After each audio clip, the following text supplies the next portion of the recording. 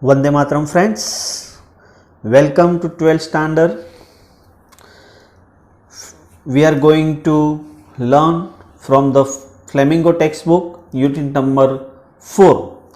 The title of the unit number 4 is The Rat Trap. So, notice these expressions in the text, infer their meanings from the context. The first one, keep body and soul together means survive, या specially in difficult सर्क्यूमस्टांसेस means जीवित रहना. Second, plots along the road means walk slowly with heavy steps on the road means थके हुए रास्तों पर चलना. Next, impenetrable prison means unbreakable prison, a mysterious detention. Next, is his way means come in slowly and carefully. Next, things have gone downhill means matters have deteriorated or worsened for me, बुरी हालत होना. Next, hunger gleamed in his eyes means anybody could make out that he was hungry from his eyes, भूख चमकती हुई प्रतीत होना, या one could see that he was hungry. Next, unwanted joy means unusual enjoyment, असाधारण आनंद.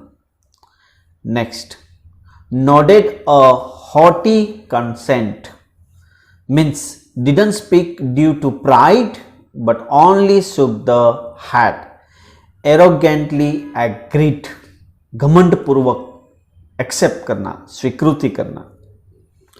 Next, fallen into a line of thoughts means started thinking about something, विचार करना, किस चीज पे, किस बात पे, सोचना.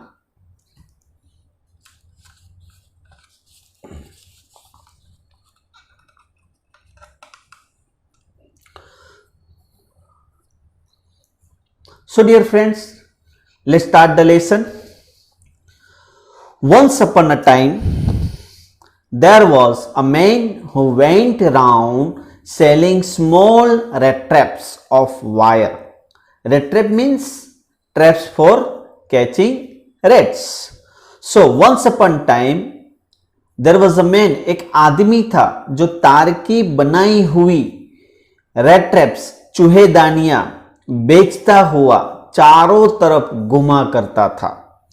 He made them himself at odd moments. जब भी वह फ्री था, वह उनके फ्री टाइम में इस सामान से बनाया था. From the materials he got by begging in the stores or at the big farms means वह उन्हें विषम समय में, विषम परिस्थितियों में उस सामान से बनाया था जिसे वह बड़े स्टोर्स, गोदाम में और बड़े फार्म में से मांग कर लाता था.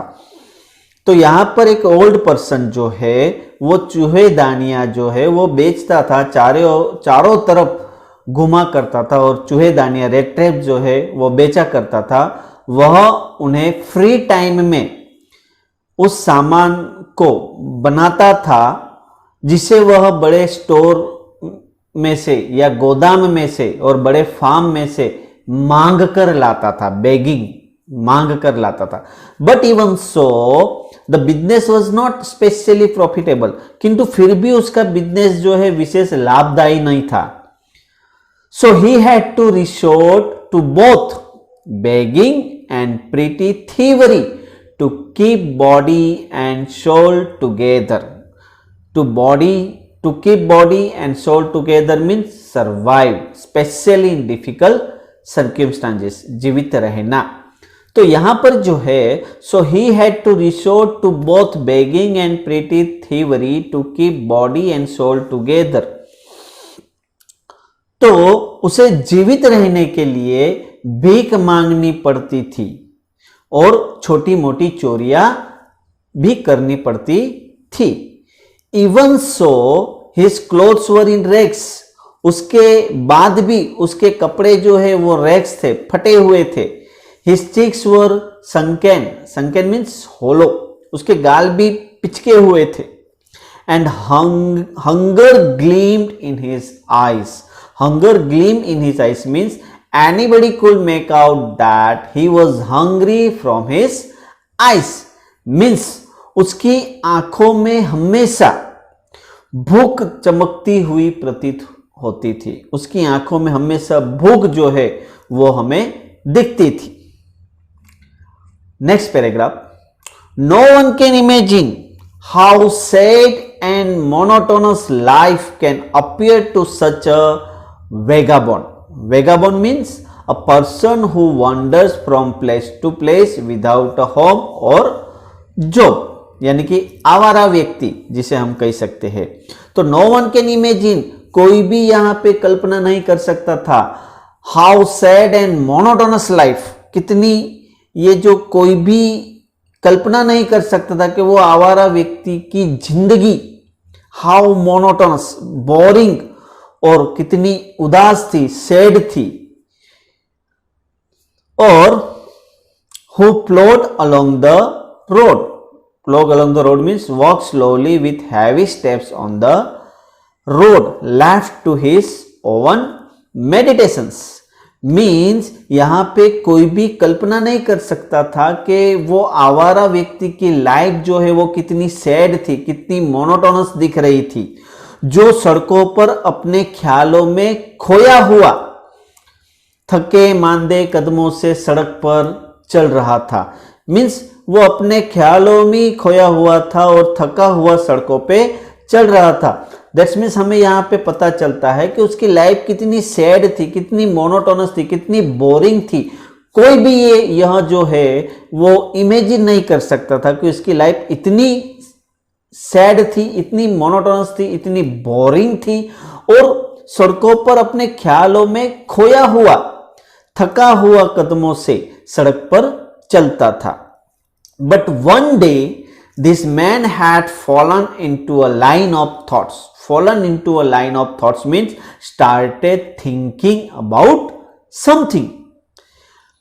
But one day this man, किंतु एक दिन इस आदमी को एक विचार सूझा।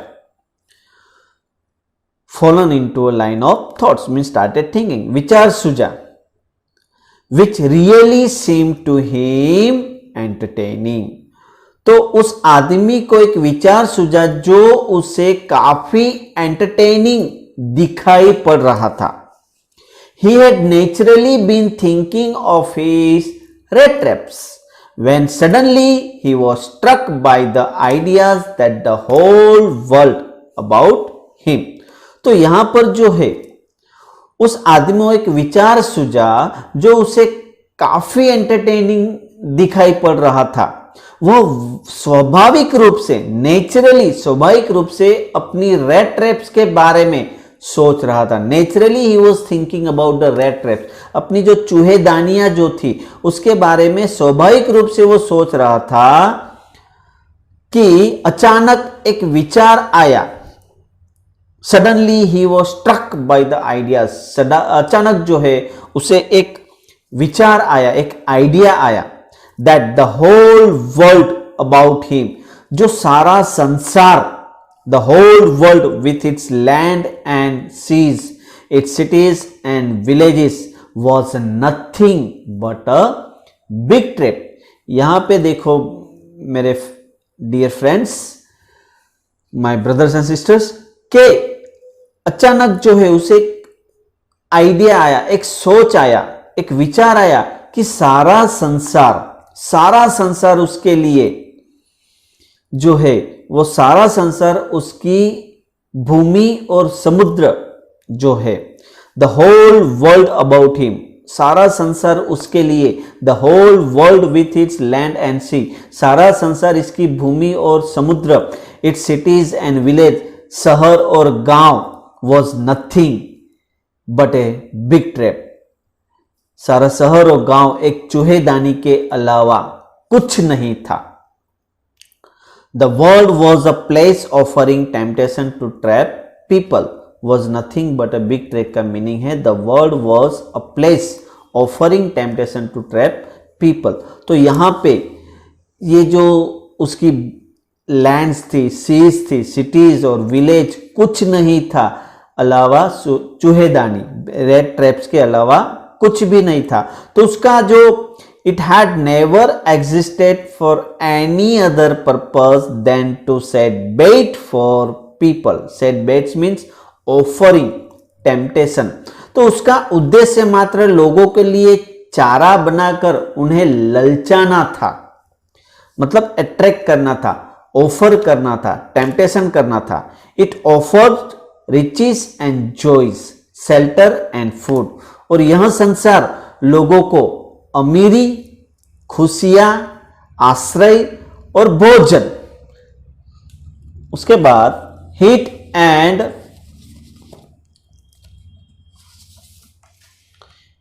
क्लोथ्स, गर्मी,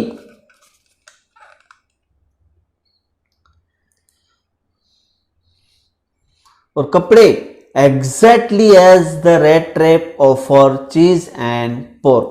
तो यहां पे जो है वह यह संसार लोगों के अमीरी, खुशियां, आश्रय, भोजन, गर्मी, वस्तु ऑफर करता था. ठीक उसी तरह जिस तरह से चूहेदानी चूहों को पनीर और सुअर का मांस ऑफर करता था. Exactly as the rat trap offered cheese and pork, and as soon as anyone let himself be tempted to touch the bait. तो यहाँ पर जो है वो लाइफ जो है वो रेड ट्रैप जैसी है, चूहेदानी जैसी है. जैसे कि हम चूहों को हम अट्रैक्ट करने के लिए पनीर और पोर्क डालते हैं और वो चूहा जो है वो फंस जाता है, इसी तरह ये पूरी दुनिया जो है उसमें हमें ऑफर्स करती है रिचेस होने की, जॉय, शेल्टर, फूड, हीट या क्लॉथ. ये सब अट्रैक्ट करते हैं. ये लाइफ जो है हमें ऑफर करती है और उसमें हम फंस जाते हैं. जैसे कि रेड ट्रैप्स, जैसे कि चूहेदानी में चूहा जो है उसको अगर आप चीज दो, पोर्क दो तो वो फंस जाता है. और जैसे ही कोई इस प्रलोभन में पकड़कर चारों को छूता है वह बंद हो जाती है. And as soon as anyone let himself be tempted to touch the bait, और जैसे ही उस प्रलोभन को, इस अट्रैक्शन को पकड़ में अगर कोई आ जाए, बेट में चारों को छूता हुआ अगर वो आ जाए, it close in on him, उसे वो बंद हो जाती है. And then everything came to an end, और प्रत्येक वस्तु का एंड हो जाता है. कहने का मतलब ऐसा है कि चूहेदानी में जो चूहा है, हम चूहेदानी में जैसे भी पनीर वो कुछ रखते हैं, तो जैसे ही वो रेट जो है उसको हम ऑफर करते हैं चीज और पोर्क, तो उसको टच करने के लिए वो जैसे ही पनीर को और पोर्क को टच करने जाता है, वो जो रेड ट्रैप्स है, वो चूहेदानी जो है उसका गेट जो है वो क्लोज हो जाता है और जो चूहा जो है वो रेड ट्रैप में फंस जाता है. जैसे कि प्रत्येक वस्तु का एंड हो जाए, ऐसा एक थॉट्स उसे आया. तो यहाँ पे जो रेड ट्रैप्स को जो है वो वर्ल्ड के साथ यहाँ पे कंपेयर कर रहा है. The world had of course never been very kind to him. दुनिया वास्तव में कभी भी उसके लिए दयालु नहीं रहा. So it gave him unwanted Joy. Unwanted joy means unusual enjoyment. To think ill of it in this way. तो दुनिया वास्तव में कभी भी उसके लिए मतलब में काइंड नहीं थी, दयालु नहीं रहा. इसीलिए उसने उसे अपने तरीके से इनके बारे में बुरा सोचने का असाधारण आनंद दिया. It became a cherished pastime of his. Cherish means protect and care for loving. यह उसका पोषण करने वाला पास्ट टाइम, बीता हुआ समय बन गया। During many dreary means dull and black of repetition, plodding, to think of people he knew who had let themselves be caught in the dangerous snare, and of other who were still circling around the pit. तो यहां पर जो है वो कहता है कि उसने उसे अपनी तरीके से अपने बारे में बुरा सोचने का असाधारण आनंद दिया। यह उसका पोषण करने वाला बीता हुआ समय बन गया। उसके अनेक बार थके मांदे कदमों से चलते वक्त उन लोगों के बारे में सोचना जिनको वह जानता कि जिन्होंने अपने आप को इस खतरनाक कुंडे में फंसने दिया था, और दूसरे जो अभी भी इस रेट रेप में चक्कर लगा रहे थे, इस चारों के चारों तरफ जो है वो चक्कर लगा रहे थे। Next paragraph. One dark evening as he was trudging along the road, and he caught sight of a little grey cottage by the roadside. Trudging means walking slowly with heavy steps. तो one dark evening, एक शाम को dark evening में, आज he was ट्रडिंग, जब वह सड़कों पर थके मंदे कदमों से जा रहा था, he was struck along the road, he caught sight of a little grey cottage by the roadside. तो जब वह डार्क इवनिंग में सड़कों पर थका हुआ कदमों से रास्ते पर जा रहा था, तो उसे सड़क के किनारे, बाय द रोड साइड, सड़क के किनारे छोटा ग्रे कलर का घर दिखा, एक कॉटेज दिखा। And he knock on the door to ask shelter for the night, और रात की आश्रय पाने के लिए दरवाजा खटखटाया। नॉर वॉज ही रिफ्यूज, नहीं तो उसे इनकार किया गया। नॉर वॉज ही रिफ्यूज, उसको इनकार भी नहीं किया गया। Instead of the shore faces which ordinarily met him, shore faces means hostile face, तो उसे इनकार किया नहीं, तो ना ही तो उसे इनकार किया गया उन चिड़चिड़े चेहरे की बजाय जो कि उसे ऑर्डिनरी मिलते थे। मतलब ऑर्डिनरी जो मिलते थे, चिड़चिड़ा हुआ स्वभाव लेके, चेहरा देख के, तो उसे यहां पे इनकार भी नहीं किया गया। The owner who was an old man without wife और child was happy to get someone to talk to in his loneliness. तो यहां पे ना ही तो उसे इनकार किया गया उन चिड़चिड़े चेहरों की बजाय जो कि उसे ऑर्डिनरी मिलते थे।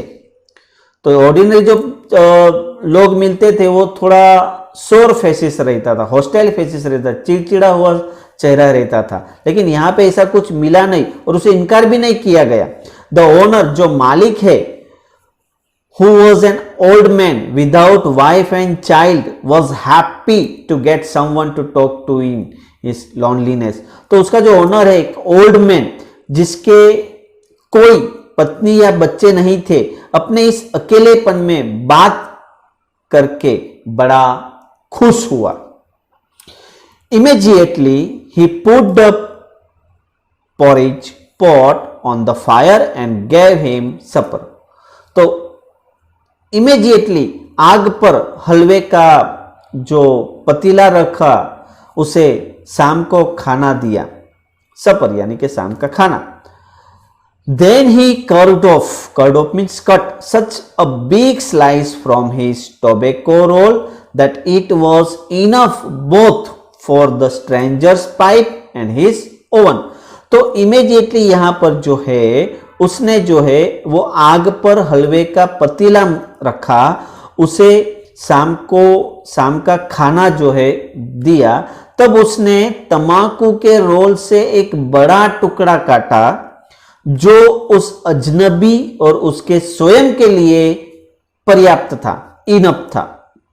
फाइनली अंत में he got out an old pack of cards and played एमजोलिस, a card game played in Sweden. Majolis with his guest until bedtime. तो यहाँ पर जो है शाम को उसको खाना दिया, पोरिटेज रखा था फायर पे, उसे फिर बाद में उसको खाना दिया और उसके बाद जो है उसने तंबाकू के रोल से एक बड़ा टुकड़ा काटा जो उस अजनबी के पाइप के लिए और उसके लिए इनफ था, पर्याप्त था। एंड अंत में उसने ताश की एक गड्डी निकाली। गेस्ट के साथ सोने के समय तक मजोलिस खेलता रहा। तो यहां पर जो है उस ओल्ड मैन ने उस स्ट्रेंजर को घर में आने के लिए परमिशन दे दी। शाम को उसको खाना भी दिया, तंबाकू भी दिया और मजोलिस जो गेम आती है स्वीडन में खेला जाता है ताश के पत्तों के साथ, तो अकेलेपन को दूर करने के लिए सोने के समय तक वो मजोलिस खेलता रहा। Next paragraph, the old man was just as generous with his confidence as with his porridge and tobacco. तो यहां पे अर्थर कहना चाहता है कि ओल्ड मैन अपने मन की बात बताने में उतना ही जनरस और कॉन्फिडेंस था जितना पॉरिज और टोबैको, हलवा और तंबाकू देने में मन की बात कहने में जनरस था। मतलब में यहां पे ओल्ड मैन अपने मन की बात बताने में उतना ही जनरस और कॉन्फिडेंस था जितना हलवा और तंबाकू देने में था। मतलब में जैसे ही वो पहले जो है उसको पॉरिज और टोबैको जितनी कॉन्फिडेंस से, जनरस से दिया, उदार होकर दिया, तो उसी तरह से यहाँ पे अपनी बात जो है मन की बात बताने में भी वो बहुत ही बड़ा जनरस था, कॉन्फिडेंस था, क्योंकि वो अकेला था तो अपने मन की बात करने के लिए वो चाहता था। The guest was inform at once that, तो यहां पर गेस्ट को इन्फॉर्म किया गया कि वंस, एक दिन, that in his day of prosperity his host had been a crofter at Ramsajo iron work and had worked on the land. Crofter means a small farmer.